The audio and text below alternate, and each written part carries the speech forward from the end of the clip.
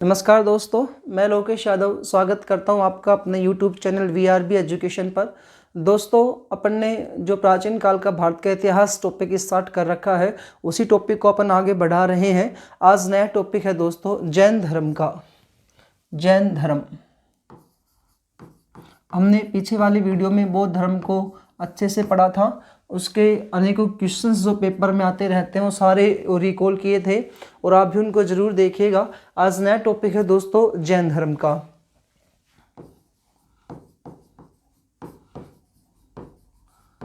दोस्तों, जैन धर्म जो है इसमें कुल 24 तीर्थंकर हुए हैं।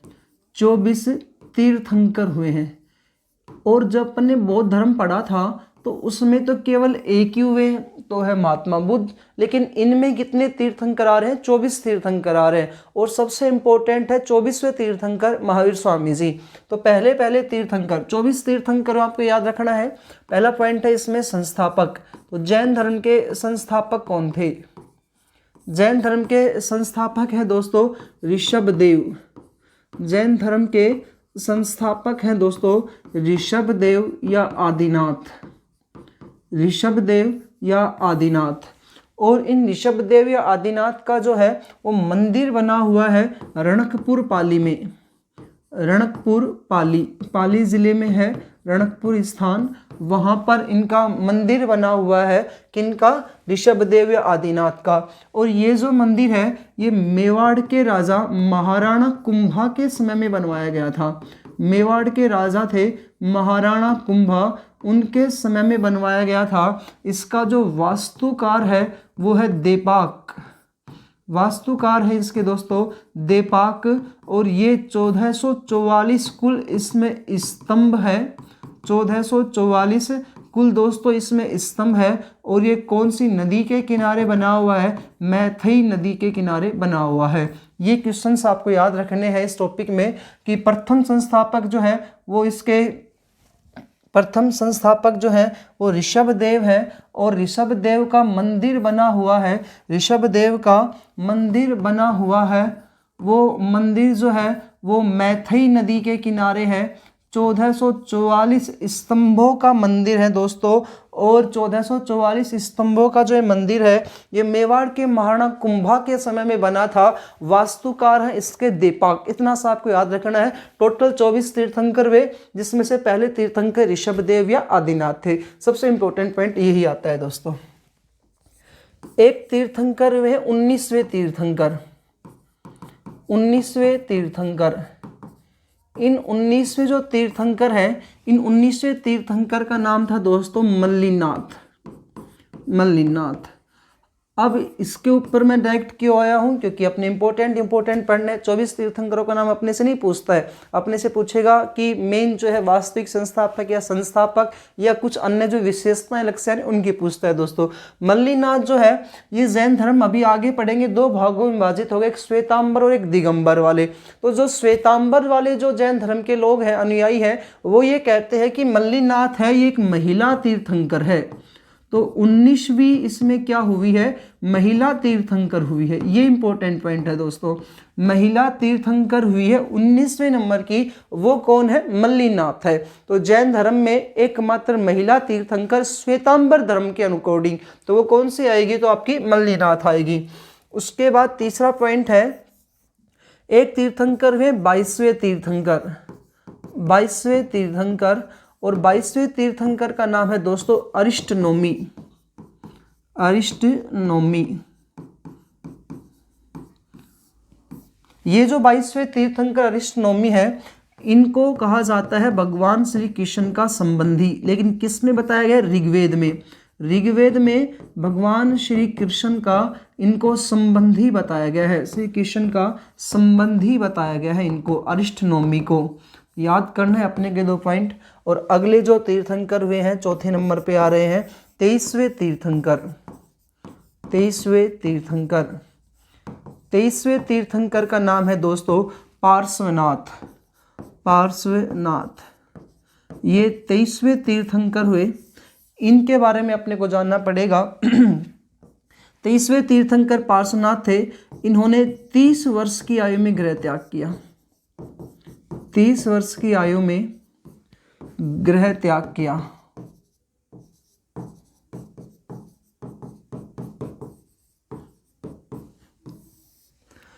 ये काशी के राजा अश्वसेन के पुत्र थे। काशी के राजा अश्वसेन, काशी के राजा अश्वसेन के पुत्र थे। 30 वर्ष की आयु में दोस्तों इन्होंने गृह त्याग किया। और झारखंड राज्य में एक पर्वत है सम्मेद पर्वत। इस सम्मेद पर्वत पर दोस्तों इन्होंने कठोर तपस्या की और फिर इनको ज्ञान की प्राप्ति हुई। तपस्या की सम्मेद पर्वत पर। तो ज्ञान की प्राप्ति इनको कौन से पर्वत पर हुई दोस्तों? सम्मेद पर्वत पर। इन्होंने जैन धर्म के 4 महावर्त बताए। सबसे इम्पोर्टेंट पॉइंट है दोस्तों ये। जैन धर्म के 4 महावर्त किसने बताए? पार्श्वनाथ ने। वैसे 5 महावर्त है और 5वां जो महावर्त है महावीर स्वामी बताएंगे। तो जैन धर्म के 4 महावर्त, पहला है सत्य, दूसरा है दोस्तों अहिंसा, तीसरा है ऐस्तेय। ऐस्तेय का अर्थ है चोरी न करना।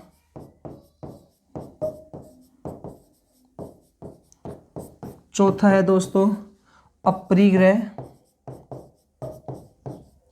और अपरिग्रह का अर्थ है धन को इकट्ठा न करना।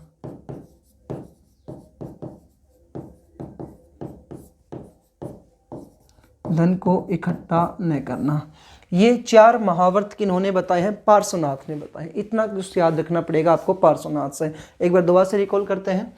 जैन धर्म में कुल कितने तीर्थंकर हुए? 24 तीर्थंकर हुए। इन 24 तीर्थंकरों में से पहले तीर्थंकर ऋषभदेव या आदिनाथ आते हैं। दूसरे बाद सीधे हम 19वें पर आए हैं। 19वें तीर्थंकर का नाम मल्लिनाथ है, लेकिन ये महिला तीर्थंकर हुई है ऐसा श्वेतांबर जैन धर्म के लोग कहते हैं। 22वें तीर्थंकर अरिष्टनोमी थे, उनको भगवान श्री कृष्ण का संबंधी बताया जाता है। 23वें तीर्थंकर पार्श्वनाथ जी थे, जो काशी के राजा अश्वसेन के पुत्र थे। इन्होंने 30 वर्ष की आयु में गृह त्याग किया और झारखंड राज्य में सम्मेद जो पर्वत है यहाँ पर इनको दोस्तों ज्ञान की प्राप्ति हुई और इनके द्वारा 4 महावर्त बताए गए। पहला है सत्य, दूसरा अहिंसा, तीसरा ऐस्तेय, चौथा आता है दोस्तों अपरिग्रह। अब बात करते हैं महावीर स्वामी की। वास्तविक संस्थापक,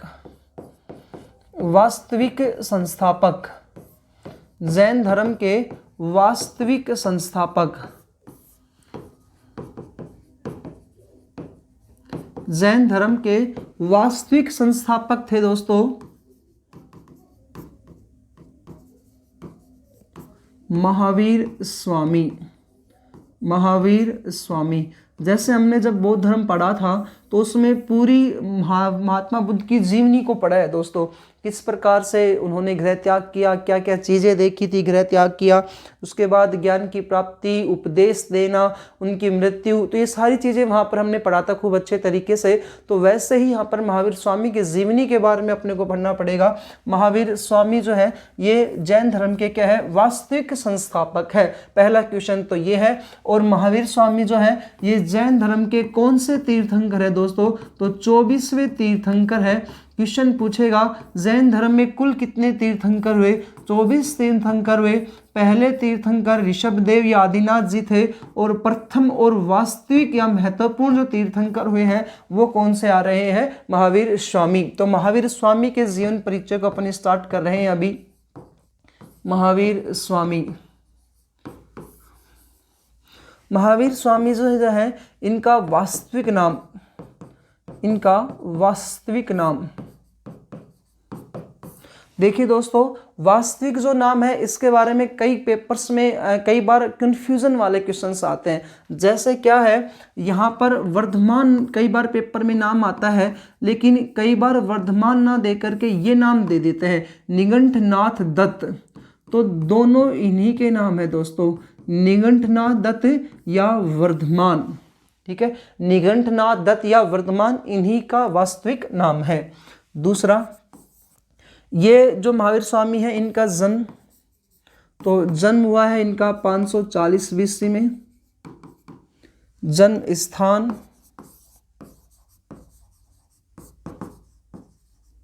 जन्म स्थान जो है वो वैशाली के निकट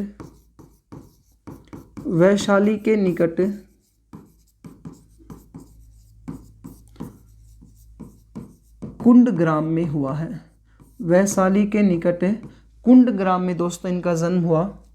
इनके पिता का नाम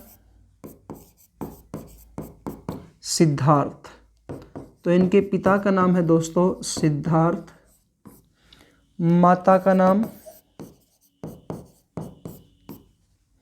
माता है दोस्तों इनकी त्रिशला। ये लिच्छवी के राजा, त्रिशला जी जो है ये लिच्छवी के राजा थे चेटक, उनकी बहन है। लिच्छवी के राजा चेटक की ये बहन है दोस्तों। उसके बाद इनका जन्म हो गया, जो वास्तविक नाम पिता माता हो गए। तो इनकी पत्नी जो थी, पत्नी का नाम है दोस्तों यशोदा। इनकी पत्नी का नाम है यशोदा। हमने पढ़ा था महात्मा बुद्ध की पत्नी का नाम यशोधरा। उनके एक पुत्र था और दोस्तों इनके एक पुत्री है, उस पुत्री का नाम है अनोझा प्रियदर्शनी। अनोझा प्रियदर्शनी ये इनकी पुत्री है। और अनोझा प्रियदर्शनी की जो शादी हुई है तो वो हुई है जामाली। तो इनके दामाद कौन हो गए? अनोझा प्रियदर्शनी की शादी किसके साथ हुई है? जामाली के साथ। तो महावीर स्वामी के दामाद का क्या नाम है दोस्तों? जामाली। यही जामाली महावीर स्वामी का प्रथम शिष्य बनेगा, जामाली। उसके बाद महावीर स्वामी जो है इनके भाई का नाम था नंदीवर्धन। अब इनके भाई का नाम यहाँ पर इसलिए बताया जा रहा है, क्वेश्चन पूछता है इन्होंने किससे अनुमति ली थी गृह त्याग की, तो इनके भाई नंदीवर्धन से। इनके दामाद का नाम और लिख लेते हैं, दामाद है जामाली।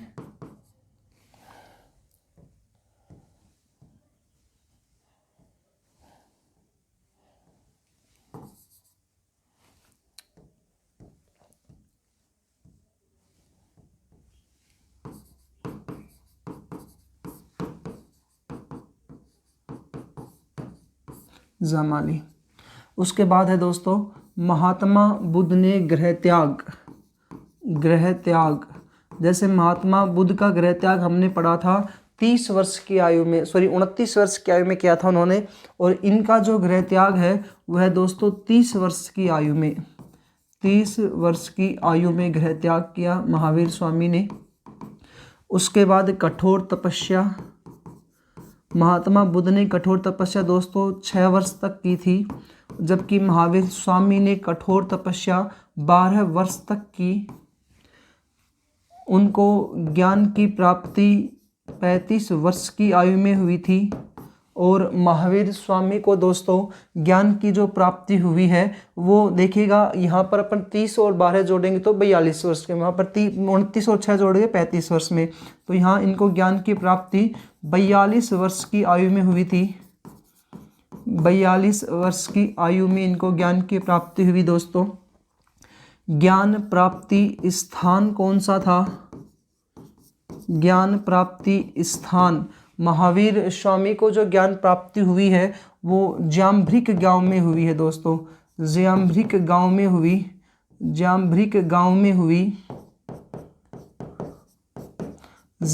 गांव में कौन से वृक्ष के नीचे हुई? तो वृक्ष था दोस्तों साल वृक्ष के नीचे। कौन सी नदी के किनारे हुई दोस्तों? तो नदी थी यहाँ पर ऋजुपालिका नदी के किनारे इनको ज्ञान की क्या हुई? प्राप्ति हुई।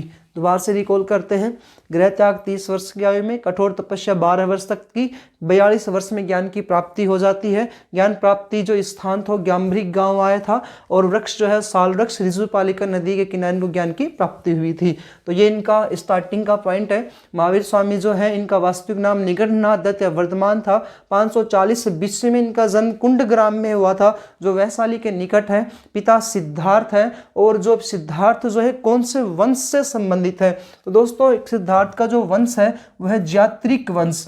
जैसे हमने पढ़ा था जात्रिक वंश के, जैसे हमने महात्मा बुद्ध के बारे में पढ़ा था, वो शाक्य मुनि थे, शाक्य वंश से थे। तो ये कौन से वंश से आते हैं दोस्तों? ज्ञात्रिक वंश से आते हैं। माता का नाम त्रिशला है, लिस्वी के राजा चेटक की बहन है ये। उसके अलावा इनकी पत्नी है यशोदा, इसकी पत्नी, इसकी एक बेटी हुई, इनकी बेटी हुई, इसका नाम है अनोझा प्रियदर्शनी। इनकी शादी जामाली से हुई। ये जामाली इनका दामाद है, यही इनका बाद में प्रथम शिष्य बनेगा। भाई है नंदीवर्धन, 30 वर्ष के में ज्ञान प्राप्ति के लिए गृह त्याग कर दिया। भाई नंदीवर्धन से अनुमति लेकर के 12 वर्षों तक बिना अन्न जल ग्रहण किए कठोर तपस्या करते हैं, और 42 वर्ष की आयु में ग्याम्भृग गांव में साल वृक्ष के नीचे ऋजुपालिका नदी के किनारे इनको दोस्तों ज्ञान की प्राप्ति हुई। जब ये ज्ञान की प्राप्ति हुई उसी समय ज्ञान प्राप्ति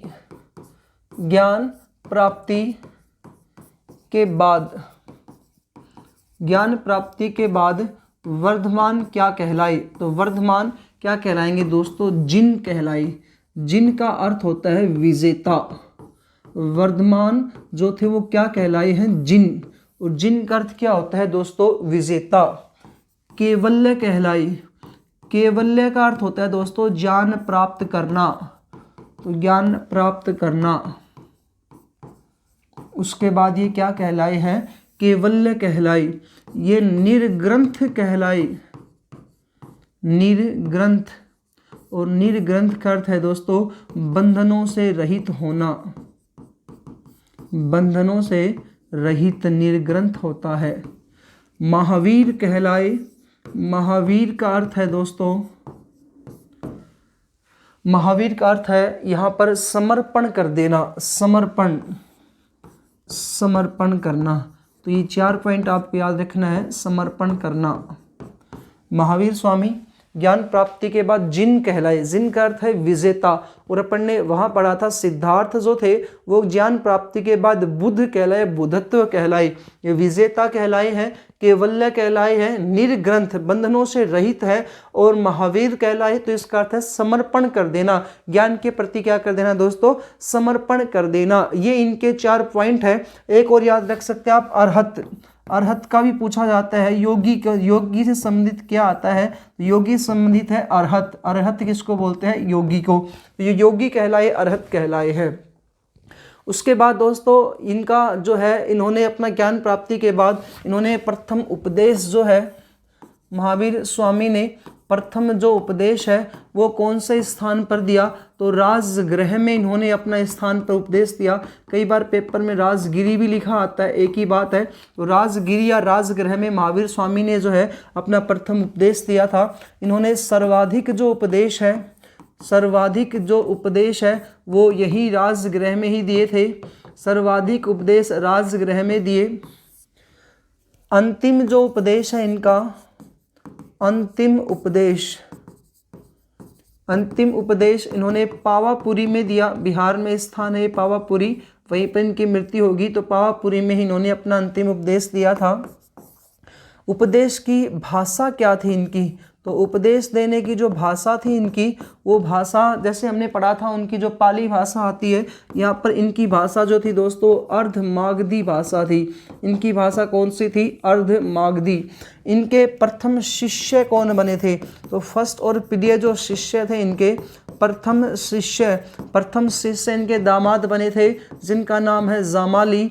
प्रथम शिष्या वहाँ पर प्रथम शिष्या हमने पढ़ा था महात्मा बुद्ध में। वहाँ पर प्रथम शिष्या जो थी वो प्रजापति गौतमी थी, लेकिन यहाँ पर प्रथम जो शिष्य है दोस्तों वो है चंपा। वहाँ प्रजापति गौतमी आई बौद्ध धर्म में, और यहाँ पर आ रही है चंपा। अपने पेपर में कन्फ्यूजन तो मिलते हैं, वहाँ पर आपको चंपा दे देगा महात्मा बुद्ध वाले में, और यहाँ पर प्रजापति गौतमी आ जाएगा। ये डिफरेंस आपको करना है। बाकी इसके सिमिलरिटीज जो वाली जो बातें हैं वो अपन अलग से एक वीडियो और बनाएंगे। सिमिलरिटी वाली बातें जो है तुलना में अपन अलग से इसको टॉपिक को करेंगे कंप्लीट।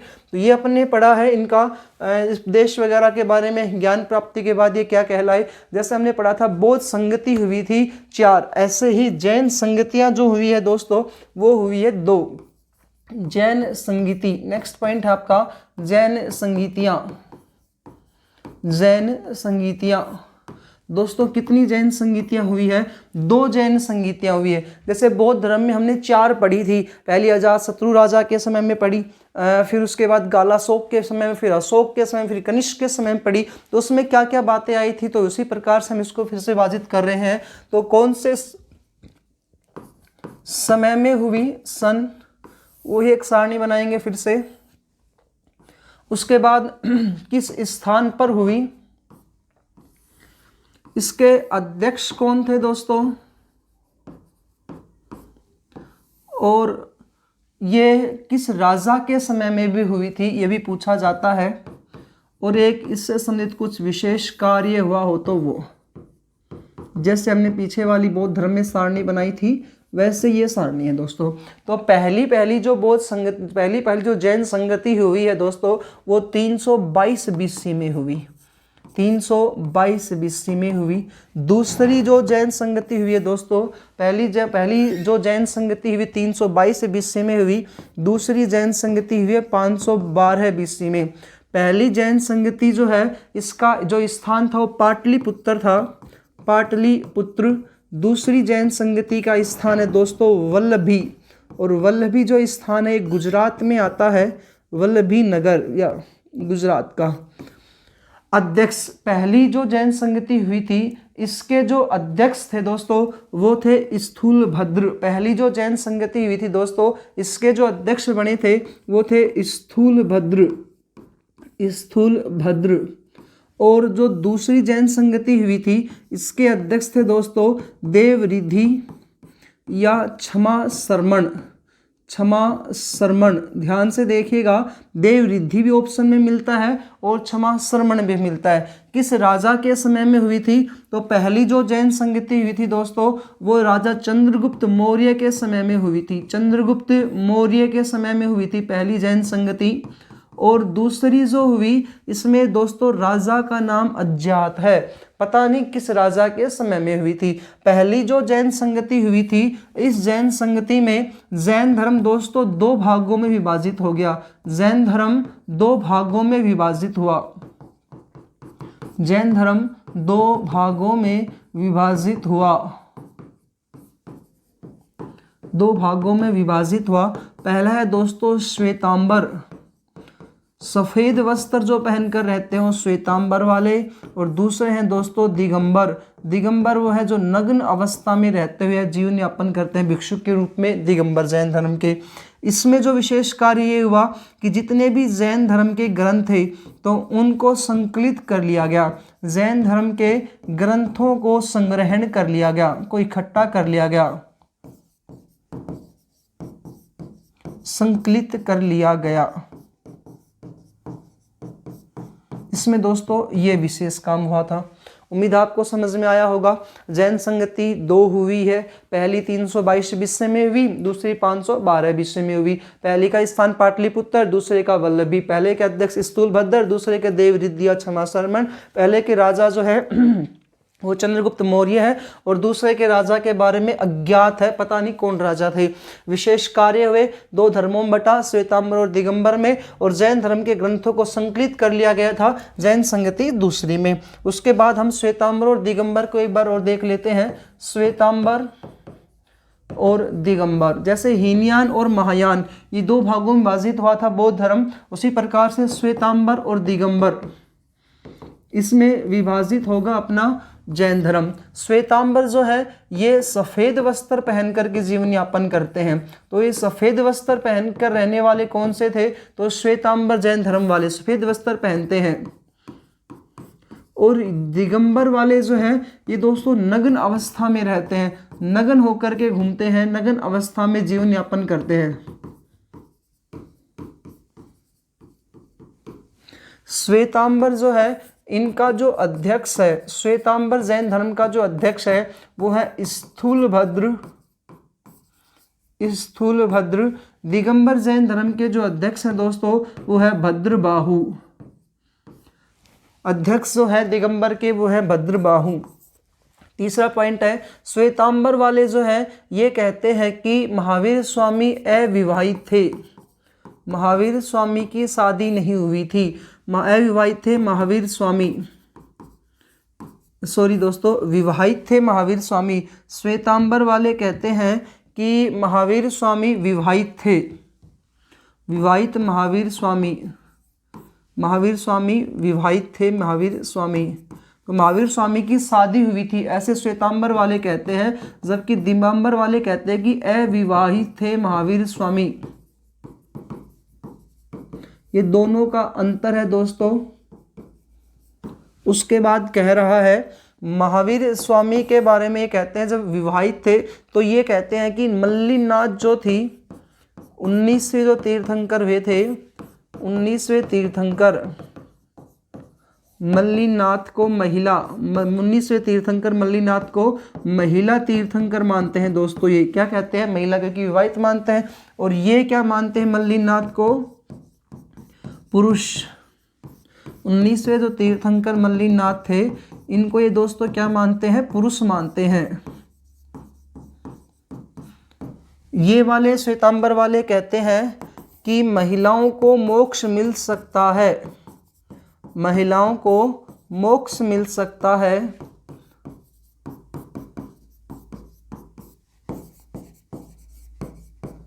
महिलाओं को मोक्ष मिल सकता है। जबकि ये जो दिगंबर जैन धर्म वाले कहते हैं कि महिलाओं को मोक्ष नहीं मिल सकता।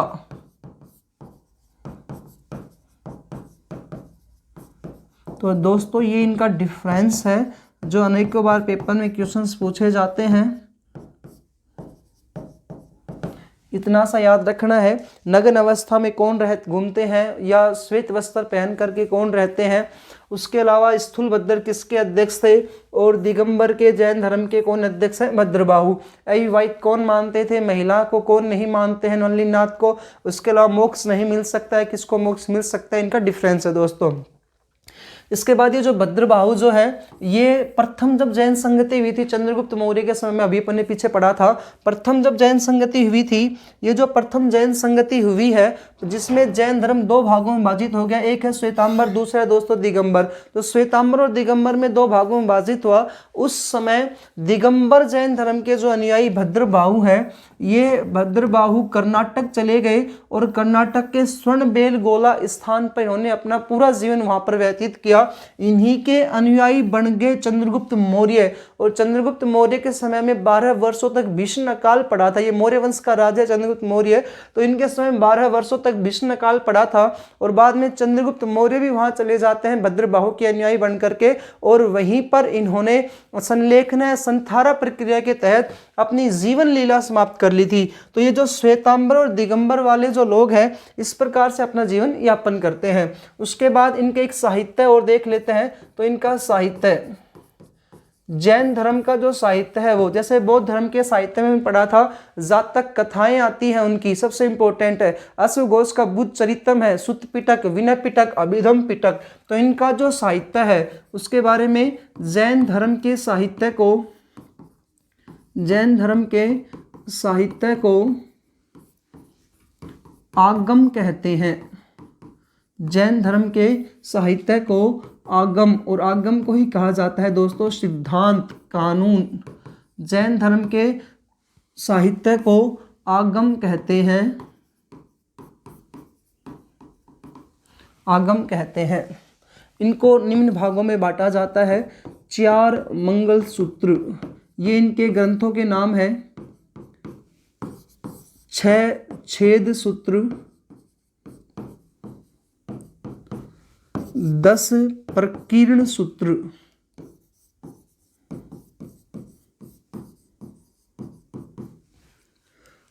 12 अंग और 12 उपांग, 12 अंग और दोस्तों 12 है उपांग। इसके अलावा एक और आता है भगवती सूत्र। भगवती सूत्र सबसे इम्पोर्टेंट है इसमें, भगवती सूत्र। जैन धर्म का जो भी जीवनी वगैरह है, इनके बारे में जो जानकारी मिलती है वो भगवती सूत्र में मिलती है। तो इनका साहित्य है, ये जैन धर्म के साहित्य को आगम कहा जाता है, जिसे सिद्धांत है, कानून भी कहते हैं। जैन धर्म को निम्न भागों में विभाजित किया गया साहित्य को, 4 मंगलसूत्र, 6 छेद सूत्र, 10 प्रकीर्ण सूत्र, 12 अंग और 12 उपांग में। और सबसे इम्पोर्टेंट जो महत्वपूर्ण जो ग्रंथ है वो है इनका भगवती सूत्र है। ये इनका सबसे महत्वपूर्ण ग्रंथ है दोस्तों। इसके अलावा महावीर स्वामी जो थे, इनकी मृत्यु, महावीर स्वामी की मृत्यु 468 BC में पावापुरी में हुई है। इनका जो जन्म हुआ था वो हमने पढ़ा था वैशाली के निकट कुंड ग्राम में 540 BC में हुई। तो जन्म हुआ था। इनकी मृत्यु किस वर्ष में हुई है? तो 72 वर्ष की आयु में दोस्तों इनकी मृत्यु हुई है। 80 वर्ष की आयु में महात्मा बुद्ध की मृत्यु हुई थी और इनकी जो मृत्यु हुई है वो 72 वर्ष की आयु में हुई है। दोस्तों ये इन पॉइंट था एक जो महावीर स्वामी के जैन धर्म का था। मैंने पूरी कोशिश की है सारे के सारे टॉपिक्स को, सारे क्वेश्चंस को आपका इस टॉपिक में कंप्लीट करने के लिए। उम्मीद है दोस्तों आपको अच्छा लगा होगा। दोनों टॉपिक बौद्ध धर्म, जैन धर्म का अच्छे लगते हैं तो आप हमें लाइक, शेयर, सब्सक्राइब करें। धन्यवाद दोस्तों।